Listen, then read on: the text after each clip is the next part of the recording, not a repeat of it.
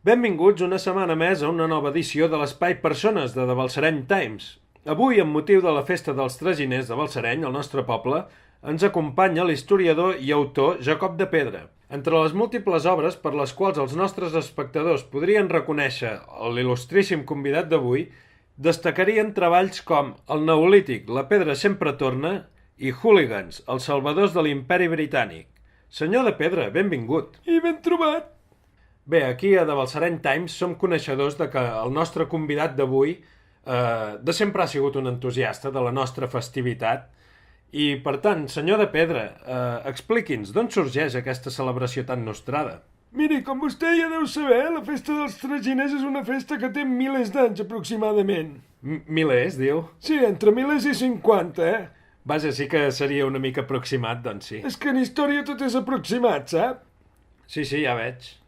Però bé, com va ser que va començar la nostra festa?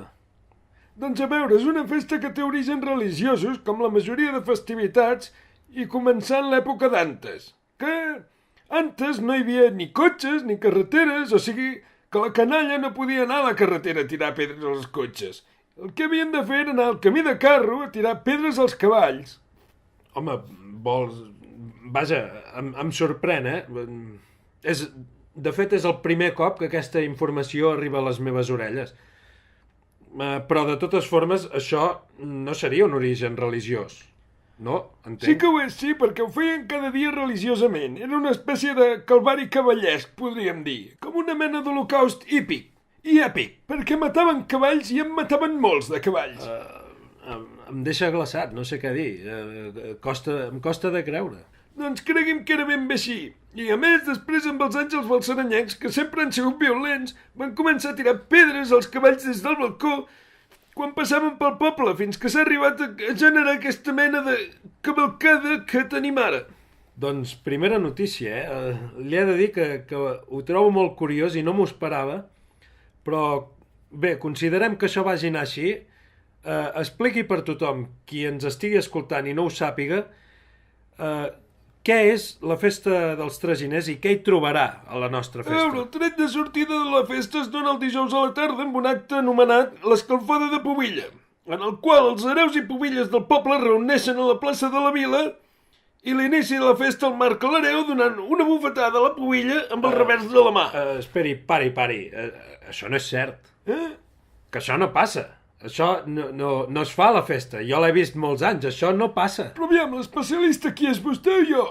Home, en principi havia de ser vostè, però... No m'interrompi més, colló. Però és que s'ho està inventant. Ara m'acusa de mentider?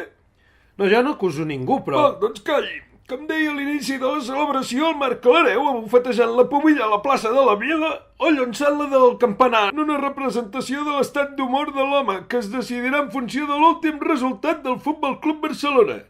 Si el Barcelona va guanyar el darrer partit, serà una bufetada, i si no, l'hereu la llançarà des del campanar. Bueno, doncs deixem-ho estar. Si s'ha d'inventar les coses, escolti, jo no m'invento res, tot això està documentat. No és veritat, perquè jo ho he vist, i això que diu no ho fem.